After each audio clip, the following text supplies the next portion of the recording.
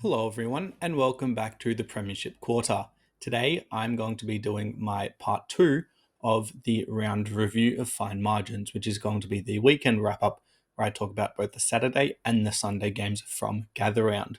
There were three on Saturday, three on Sunday, and it's going to be my part two that I posted earlier today. And let's get started.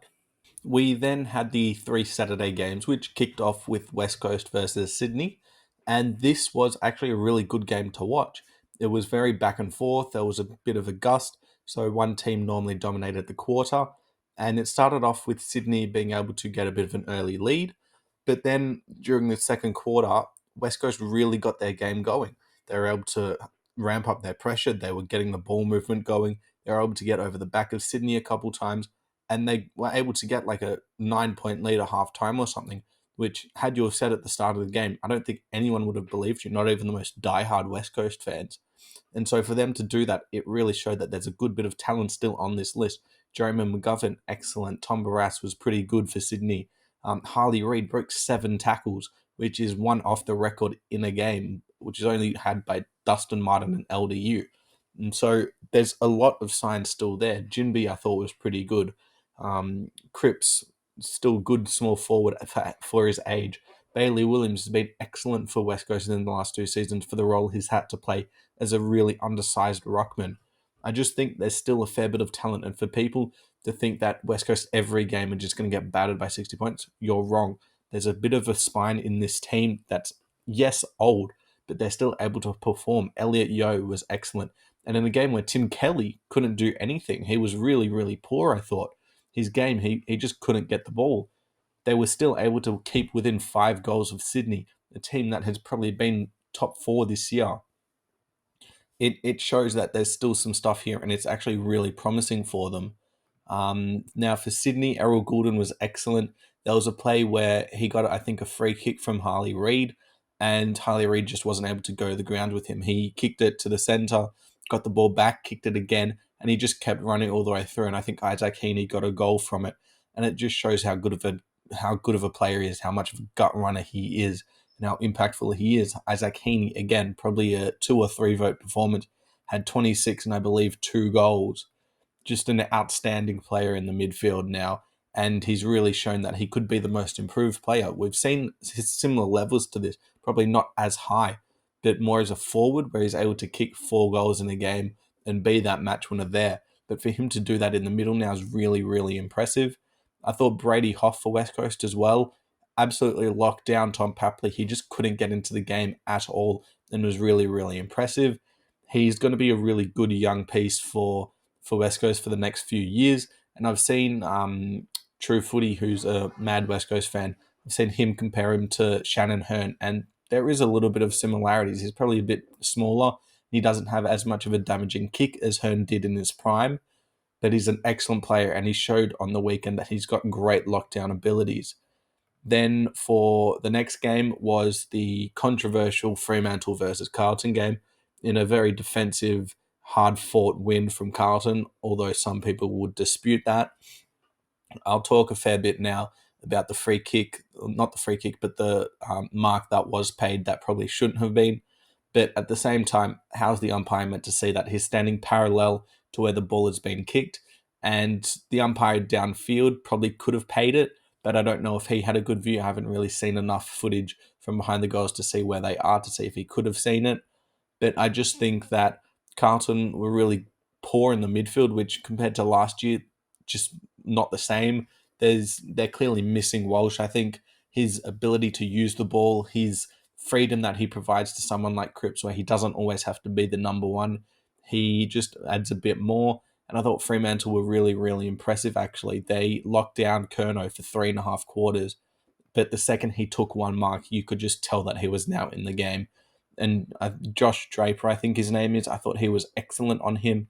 He was able to nullify Kernow's athleticism, and also Alex Pearce was excellent on Mackay, limiting him to not even a goal, I believe, which is really, really impressive.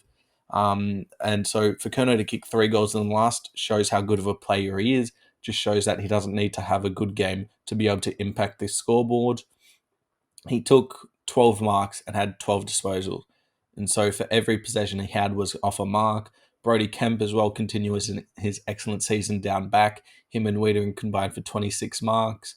I thought not Jaden Short, Jeremy Sharp was excellent as well off the wing. Showed to be a really, really good recruit for Fremantle, essentially getting him for nothing off of Gold Coast, and for him to be showing how good he is now. It's another good piece that they've gotten from Gold Coast. A couple years ago, Will Brodie doing the same. It's just hope he doesn't have such a poor second season that Brodie had. I thought going back to that last play where it was Luke Jackson hitting the ball down, trying to get it out. There's been a lot of criticism towards him, and it's probably fair. I do understand why he shouldn't be doing it. It's not part of the game or part of the game management, really, that you would assume. But at the same time, he's trying to get the ball out of the area. There's not another ruck.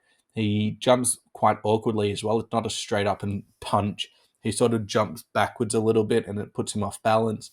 And then it just unfortunately goes straight to where Hewitt was running into, and it's well roved by him.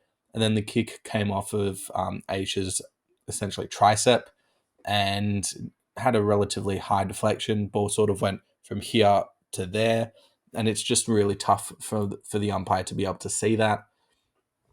But I thought Fremantle held up for most of the game, and they just unfortunately got a couple things wrong. I think they kicked 6 goals from free kicks as well. I haven't properly watched the game back to see if they were there or not, but it's interesting to see that a lot of their goals were from free kicks.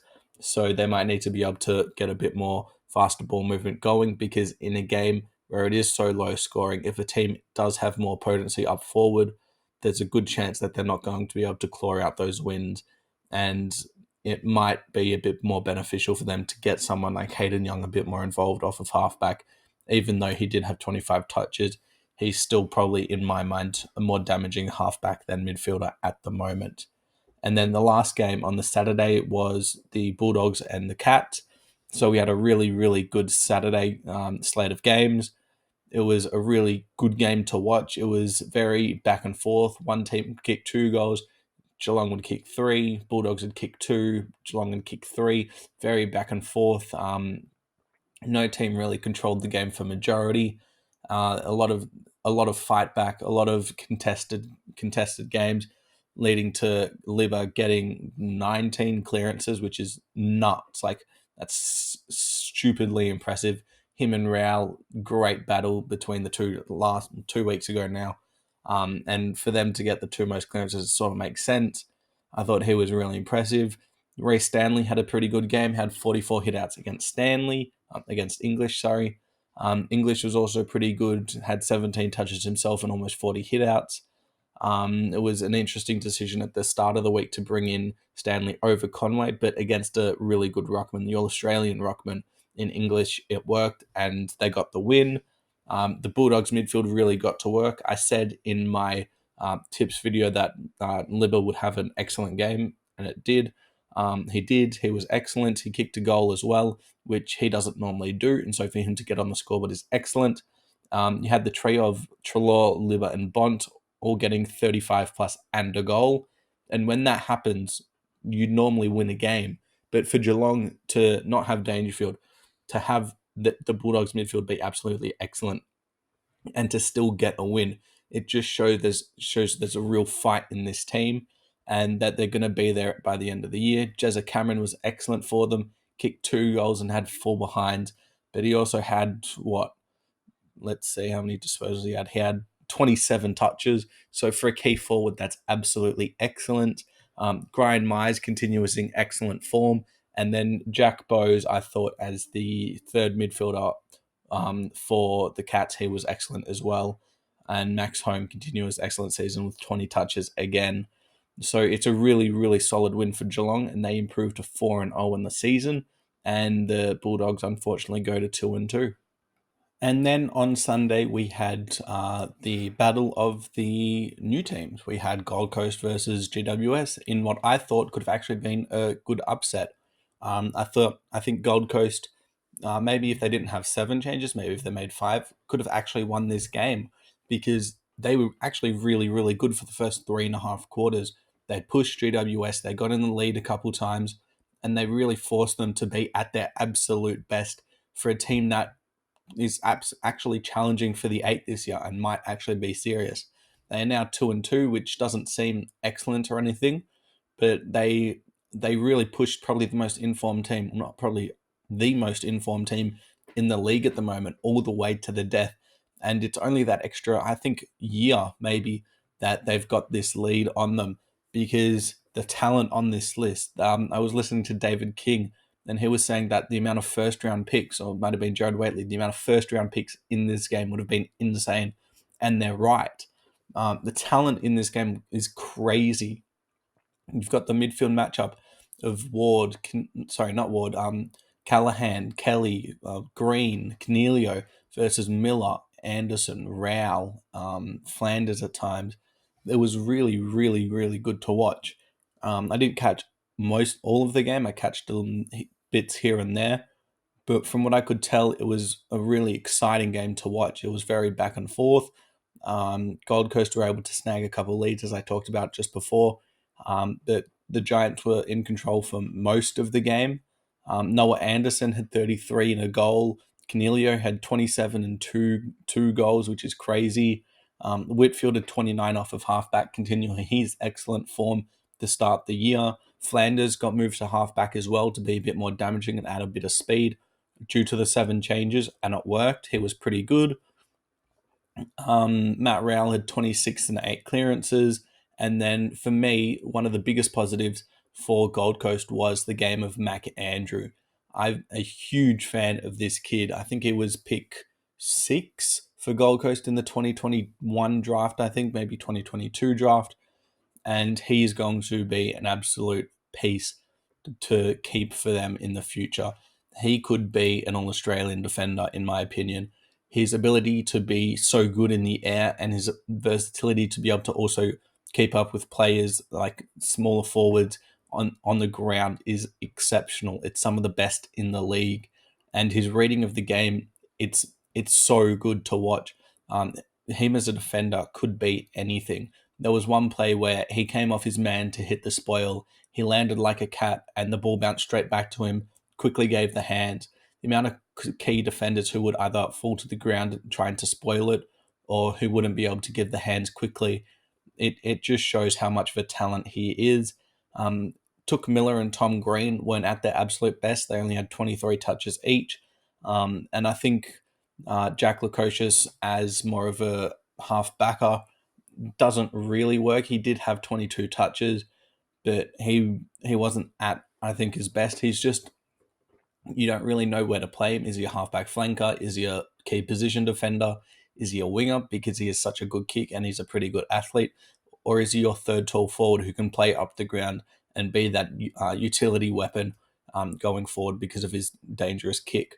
They did it. They played him more up the field as more of a halfback or a winger because they played Ethan Reid. And for the Gold Coast to be so young and to challenge this GWS team, it shows that there's great potential and that they should be making finals this year at the bare minimum.